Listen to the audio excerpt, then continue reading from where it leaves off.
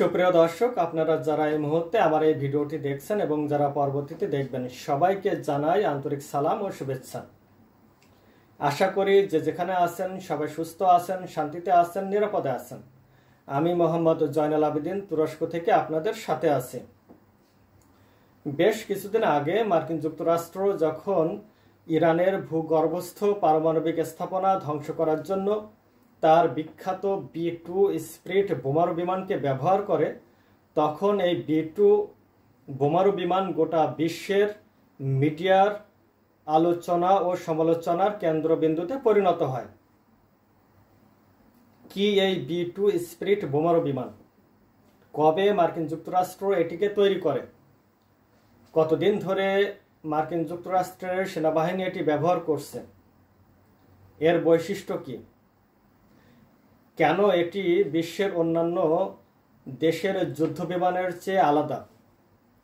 অন্যদিকে উদীয়মান সামরিক শক্তি হিসেবে তুরস্ক প্রতিনিয়ত নিত্য নতুন অস্ত্র জনসম্মুখে আনছে। সামরিক শিল্পকে এগিয়ে নিয়ে যাওয়ার জন্য এবং স্বনির্ভরতা অর্জন করার জন্য নিত্য নতুন অস্ত্র তৈরি করছে। তুরস্কের সামরিক শিল্প প্রতিনিয়ত পশ্চিমা বিশ্বের সাথে টেক্কা দিচ্ছে। তুরস্ক মার্কিন যুক্তরাষ্ট্রের B-2 স্পিরিট বোমারু বিমানের আদলে একটি যুদ্ধ বিমান তৈরি করছে।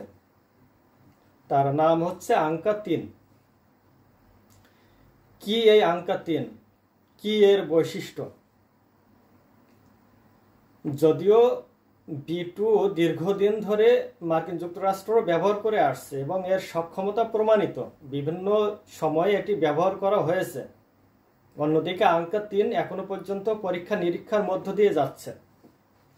আপনারা হয়তো অনেকেই মনে করতে পারেন এই দুটি যুদ্ধ বিমানের মধ্যে তুলনামূলক আলোচনা করাটা হচ্ছে নিরর্থক। তারপরেও সম্প্রতি তুরস্কের মিডিয়া সহ বিশ্বের বিভিন্ন মিডিয়াতে এই দুটি যুদ্ধ বিমান নিয়ে তুলনামূলক আলোচনা চলছে। আজকে আমরা এই দুটি যুদ্ধ বিমানের মধ্যকার তুলনামূলক আলোচনা করব। তবে আপনারা যারা আমার এই চ্যানেলে নতুন এবং এখনো সাবস্ক্রাইব করেননি, তারা অনুগ্রহ করে আমার চ্যানেলটি সাবস্ক্রাইব করবেন এবং বেল আইকনটি চালু করে রাখবেন। এইবার চলুন শুরু করা যাক।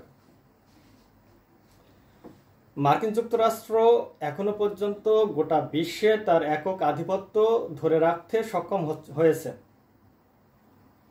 গোটা বিশ্বের বর্তমান যে শাসন ব্যবস্থা, রাজনীতি, অর্থনীতি, সমরনীতি, সংস্কৃতি এখনো পর্যন্ত মোটা দাগে মার্কিন যুক্তরাষ্ট্রের দ্বারা প্রভাবিত এবং পরিচালিত। যদিও অন্যান্য বিভিন্ন শক্তির উত্থান হচ্ছে, যেমন চীন, রাশিয়া। মার্কিন যুক্তরাষ্ট্রের যে একক আধিপত্য, এই আধিপত্য কর্তৃত্ব ধরে রাখার ক্ষেত্রে তার অত্যাধুনিক সমরাস্ত্র, অত্যাধুনিক সামরিক শিল্প এবং শক্তিশালী সেনাবাহিনী অন্যতম গুরুত্বপূর্ণ ভূমিকা পালন করে আসছে। মার্কিন যুক্তরাষ্ট্র এমন কিছু অস্ত্র তৈরি করেছে যা বিশ্বের অন্য কোনো দেশের কাছে নেই এবং যেগুলোকে অন্য কোনো দেশের কাছে কখনো বিক্রিও করে না, যেমন F-22 র্যাপটর এবং B-2 স্পিরিট বোমারু বিমান। সাধারণত মার্কিন যুক্তরাষ্ট্র ইসরায়েলকে সব ধরনের অত্যাধুনিক সমরাস্ত্র দিয়ে থাকে, কিন্তু এই দুটি যুদ্ধ বিমান ইসরায়েলকে পর্যন্ত মার্কিন যুক্তরাষ্ট্র দেয়নি। এর থেকে আমরা এর গুরুত্ব বুঝতে পারি। 1970-এর দশকে মার্কিন যুক্তরাষ্ট্র এমন একটি যুদ্ধ বিমানের নকশা নিয়ে কাজ শুরু করে, যেটি হবে স্টিলথ প্রযুক্তি দিয়ে তৈরি এবং যার নকশা এমনভাবে তৈরি করা হবে যাতে শত্রুর রাডারে চোখ ফাঁকি দিয়ে নিঃশব্দে শত্রুর আকাশসীমায় প্রবেশ করে গুরুত্বপূর্ণ স্থাপনায় হামলা করে প্রতিরক্ষা ব্যবস্থাকে ধ্বংস করে দিয়ে নিরাপদে আবার ফিরে আসতে সক্ষম হবে। মার্কিন যুক্তরাষ্ট্রের নর্থরপ গ্রুম্যান কর্পোরেশনকে এই যুদ্ধ বিমান তৈরির দায়িত্ব দেওয়া হয়। দীর্ঘ কয়েক বছর কাজ করার পরে 1989 সালের 17 জুলাই এই যুদ্ধবিমান প্রথমে পরীক্ষামূলক উড্ডয়ন করে। 1997 সালে মার্কিন যুক্তরাষ্ট্রের সেনাবাহিনীতে এটি যুক্ত হয়। যখন তৈরি করা হয় তখন এর প্রতিটি ইউনিটের মূল্য পড়ে $2.13 বিলিয়ন,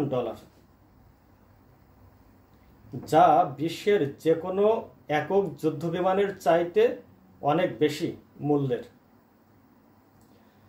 এবং এটি মোট 21টি তৈরি করা হলেও এখন 19টি সক্রিয় রয়েছে মার্কিন যুক্তরাষ্ট্রের সেনাবাহিনীতে। কি এর বৈশিষ্ট্য? এটি মূলত একটি মানবচালিত যুদ্ধবিমান। এর দুটি আসন রয়েছে, অর্থাৎ 2 জন পাইলট এটিকে পরিচালনা করে। B-2 বোমারু বিমানের মোট শক্তিশালী 4টি ইঞ্জিন রয়েছে এবং এটি শব্দের কাছাকাছি গতিতে উড়তে সক্ষম। এটির নকশা এমনভাবে করা হয়েছে, এটির যে ডানা তা হচ্ছে যে 172 মিটার প্রশস্ত এবং এই ডানা এবং এই যুদ্ধবিমানের নকশা উড়ন্ত পাখির ন্যায় প্রণয়ন করা হয়েছে এবং স্টেলথ প্রযুক্তি ব্যবহার করা হয়েছে, যে কারণে এটি শত্রু রাডারে খুব সহজে ধরা পড়ে না। এটি একবারেই প্রায় 11,000 কিলোমিটার পথ পাড়ি দিতে সক্ষম। যদি রিফুয়েলিং করা হয়, নতুন করে জ্বালানি দেওয়া হয়, ভরা হয়, তাহলে আরও বেশি পথ পাড়ি দিতে সক্ষম এবং 18,000 কিলোগ্রামের চেয়েও বেশি বোমা বহন করতে সক্ষম এই B-2 স্পিরিট বোমারু বিমান। এই B-2 মার্কিন যুক্তরাষ্ট্র থেকে উড়ে গিয়ে বিশ্বের যে কোনো জায়গায় যে কোনো সময়ে হামলা করতে সক্ষম। অন্য কোনো বিমান ঘাঁটি, অন্য কোনো দেশের ভূখণ্ড ব্যবহার করার কোনো প্রয়োজন নেই, যেটা সর্বশেষ ইরানের বিরুদ্ধে হামলা করার সময় মার্কিন যুক্তরাষ্ট্র দেখিয়েছে। এই B-2 স্পিরিট বোমারু বিমান মূলত পারমাণবিক বোমা ও সাধারণ বোমা 2 ধরনের বোমা ব্যবহার করতে পারে। এই B-2 বোমারু বিমান সর্বপ্রথম 1999 সালে কসোভো যুদ্ধে ব্যবহার করা হয় এবং সর্বশেষ ইরানের বিরুদ্ধে ব্যবহার করা হয়েছে। ইরানের বিরুদ্ধে যে বোমাটি মার্কিন যুক্তরাষ্ট্র ব্যবহার করেছে তা হচ্ছে ম্যাসিভ অর্ডিন্যান্স পেনিট্রেটর, GBU।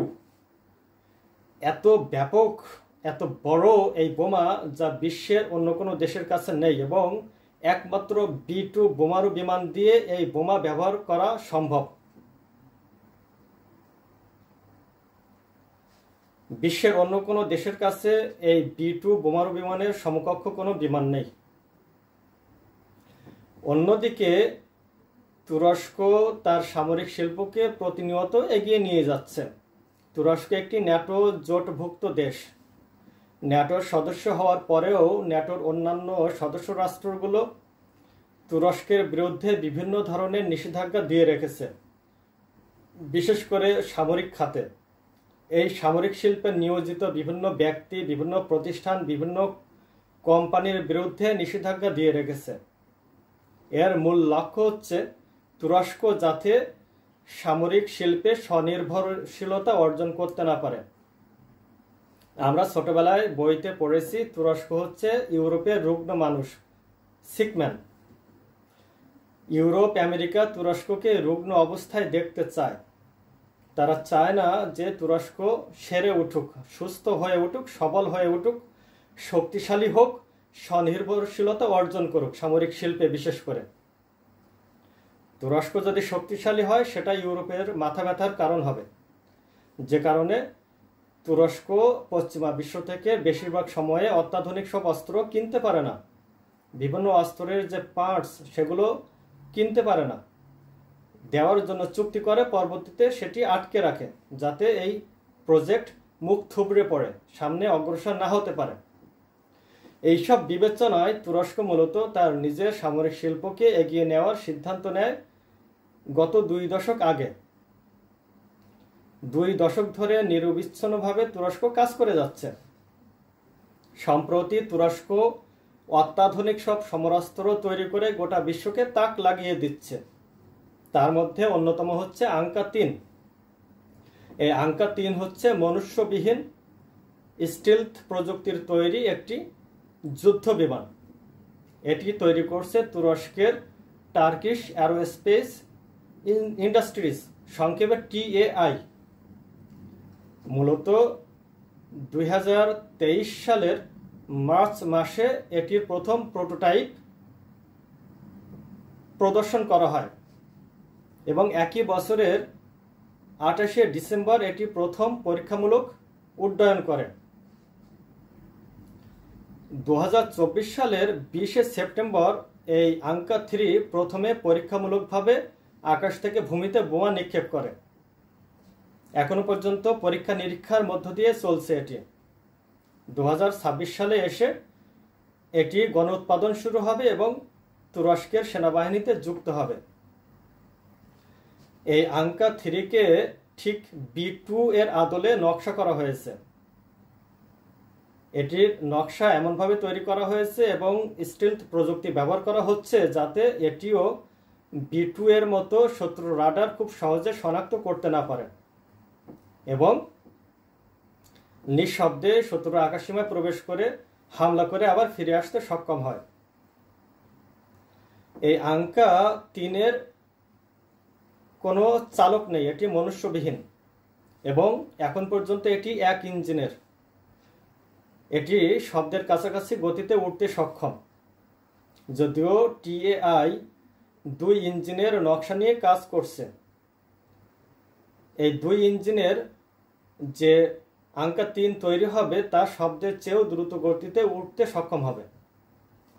এখন এই যে আঙ্কা-3, এই আঙ্কা-3 এর ওজন হচ্ছে 6.5 টন এবং ঘন্টায় 830 কিলোমিটার গতিতে উঠতে সক্ষম। টানা 10 ঘন্টা আকাশে উঠতে সক্ষম। প্রায় 1200 কিলোগ্রাম বোমা বহন করতে সক্ষম। আঙ্কা-3কে এমনভাবে ডিজাইন করা হয়েছে যে এটি 5ম প্রজন্মের যুদ্ধ বিমানের সাথে লয়াল উইংম্যান হিসাবেও কাজ করতে পারবে।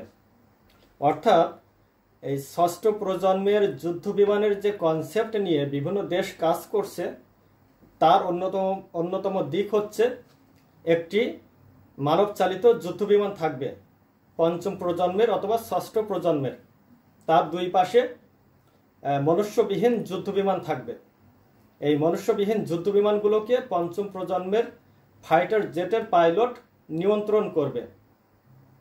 কল্পনা করুন, তুরস্কের যে কান ফাইটার জেট 5ম প্রজন্মের, সেটি আকাশে থাকবে এবং তার এক পাশে থাকবে আঙ্কা-3 মনুষ্যবিহীন যুদ্ধ বিমান, যেটা আকাশ থেকে ভূমিতে বোমা নিক্ষেপ করতে সক্ষম স্টেলথ প্রযুক্তির, এবং আর এক পাশে থাকবে খিজিল-এলমা, যেটা মনুষ্যবিহীন যুদ্ধ বিমান, যার এখন 1 ইঞ্জিনের 2 ইঞ্জিনের নকশা তৈরির কাজ চলছে এবং আকাশ থেকে আকাশে নিক্ষেপযোগ্য যে ক্ষেপণাস্ত্র সেটি বহন করতে সক্ষম এবং আকাশ থেকে ভূমিতে নিক্ষেপযোগ্য বোমা বহন করতে সক্ষম। যে সমস্ত অপারেশনগুলো রিস্কি, ঝুঁকিপূর্ণ, সেখানে এই কান ফাইটার জেট মূলত তার 2 পাশে আঙ্কা-3 এবং খিজিল-এলমাকে নিয়ে অপারেশনে অংশ নেবে। পেছনে কান ফাইটার জেট অবস্থান করবে এবং শত্রুর অবস্থান নির্ণয় করে আঙ্কা-3 এবং খিজিল-এলমাকে নির্দেশ দেবে। এই 2টি মনুষ্যবিহীন যুদ্ধ বিমান সামনে যে শত্রুর গুরুত্বপূর্ণ স্থাপনায় হামলা করে ফিরে আসবে। শত্রু যখন দুর্বল হয়ে যাবে, প্রতিরোধ ব্যবস্থা ভেঙে পড়বে, আকাশ প্রতিরক্ষা ব্যবস্থা দুর্বল হয়ে যাবে, তখন কিন্তু কান ফাইটার জেট নির্বিঘ্নে এই শত্রুর বিরুদ্ধে হামলা করবে। ঝুঁকিপূর্ণ অপারেশনে যখন এই খিজিল-এলমা অথবা আঙ্কা-3 ভূপাতিত হবে তখন কিন্তু খুব বেশি ক্ষতি হবে না। আর্থিকভাবে ক্ষতি হবে কিন্তু কোনো পাইলটের ক্ষতি হবে না, পাইলটবিহীন এগুলো। এভাবেই মূলত একটি কনসেপ্ট নিয়ে তুরস্ক কাজ করছে। শুধু তুরস্ক না, এটি চীন, মার্কিন যুক্তরাষ্ট্র, রাশিয়াও কাজ করছে। এখন এই যে আঙ্কা 3 এর মূল যে বৈশিষ্ট্য যে জন্য এটিকে তৈরি করা হচ্ছে তা হচ্ছে এটি স্টিলথ প্রযুক্তির হওয়ার কারণে নিঃশব্দে শত্রুর উপর নজরদারি করতে পারবে, শত্রুর বিরুদ্ধে গোয়েন্দা তথ্য সংগ্রহ করতে পারবে এবং শত্রুর গুরুত্বপূর্ণ স্থাপনায় হামলা করতে পারবে। তাহলে আমরা এই যে দুটি যুদ্ধ বিমানের মধ্যকার যে তুলনামূলক আলোচনা করলাম, দুটি যুদ্ধ বিমানের যে বৈশিষ্ট্যের কথা বললাম, সেক্ষেত্রে এখনো পর্যন্ত B2 স্পিরিট বোমারু বিমান এগিয়ে রয়েছে এবং এটি প্রমাণিত। বিভিন্ন যুদ্ধে এটিকে ব্যবহার করা হয়েছে এবং এটি দীর্ঘ পাল্লার, দূর পাল্লার আরও বেশি বোমা বহন করতে সক্ষম, আরও শক্তিশালী, 4 ইঞ্জিনের, 2 জন পাইলট থাকে। অন্যদিকে তুরস্কের আঙ্কা 3 1 ইঞ্জিনের, মনুষ্যবিহীন এবং হচ্ছে যে তুলনামূলক ছোট, কম দূরত্বে যেতে পারে। তথ্য সংগ্রহ করার জন্য, শত্রুর উপর নজরদারি করার জন্য এটি তৈরি করা হচ্ছে। উভয়ই স্টিলথ প্রযুক্তির। আপনারা হয়তো বলতে পারেন যে ভাই আপনি এই দুটির মধ্যে কিভাবে তুলনা করেন, কিন্তু বিভিন্ন গণমাধ্যমে এরই মধ্যে এই দুটির মধ্যে তুলনা করা হচ্ছে। সবচেয়ে মজার ব্যাপার হচ্ছে আঙ্কা 3 যেহেতু তুরস্ক নিজেই তৈরি করছে এবং সব প্রযুক্তি তুরস্কের নিজের, সেহেতু তুরস্ক চাইলে প্রতিনিয়ত এই আঙ্কা 3কে আপগ্রেড করতে পারবে, উন্নত করতে পারবে। যেমন এখন 1 ইঞ্জিন থেকে 2 ইঞ্জিনের নকশা নিয়ে কাজ করছে, ভবিষ্যতে 3 ইঞ্জিন, 4 ইঞ্জিনের কাজ যখন করবে, যখন এটি সামনে আসবে, তখন কিন্তু এটি B2 বোমারু বিমানের সমান অথবা তার চেয়েও শক্তিশালী একটি মনুষ্যবিহীন যুদ্ধ বিমানে রূপান্তরিত হবে। ভিডিও অনেক লম্বা হয়ে যাচ্ছে, এই বিষয় নিয়ে হয়তোবা অন্য কোনো ভিডিওতে আমরা আলোচনা করব। তবে খুব গুরুত্বপূর্ণ একটি কথা বলে রাখি, সেটি হচ্ছে যখন কোনো দেশের কাছ থেকে কোনো অস্ত্র কেনা হয়, তখন যেমন ধরুন একটি যুদ্ধ বিমান, এই যুদ্ধ বিমানে যে ক্ষেপণাস্ত্র ব্যবহার করা হয়, যে বোমা ব্যবহার করা হয়, সেটা ওই দেশ থেকে কিনতে হয়। নিজের তৈরি কোনো ক্ষেপণাস্ত্র, কোনো বোমা এই যুদ্ধ বিমানে ব্যবহারের অনুমতি দেয় না। কিন্তু যদি নিজের তৈরি কোনো যুদ্ধ বিমান হয়, তাহলে নিজের তৈরি সমস্ত অস্ত্র এই যুদ্ধ বিমানে ব্যবহার করার সুযোগ থাকে, যেটা তুরস্কের সামনে রয়েছে। তুরস্ক চাইলে এই আঙ্কা 3কে প্রতিনিয়ত আপগ্রেড করে করে একটা পর্যায়ে হয়তোবা B2 বোমারু বিমানের সমকক্ষ একটি যুদ্ধ বিমান তৈরি করতে সক্ষম হবে, অথবা আরও ভালো, আরও শক্তিশালী, আরও বড় কোনো যুদ্ধ বিমান তৈরি করতে সক্ষম হবে। প্রিয় দর্শক, আমরা আজকে যে আলোচনাটি করলাম, আপনার কাছে যদি ভালো লেগে থাকে তাহলে আমার এই ভিডিওটি লাইক করবেন এবং শেয়ার করে অন্যদেরকে জানার সুযোগ করে দেবেন। অবশ্য এই B2 স্পিরিট বোমারু বিমান এবং আঙ্কা 3 নিয়ে আপনার যে মতামত সেটি জানাতেও ভুলবেন না। আবারও দেখা হবে অন্য কোনো ইস্যু নিয়ে, অন্য কোনো সময়ে। সে পর্যন্ত সবাই ভালো থাকুন, সুস্থ থাকুন। আল্লাহ হাফেজ।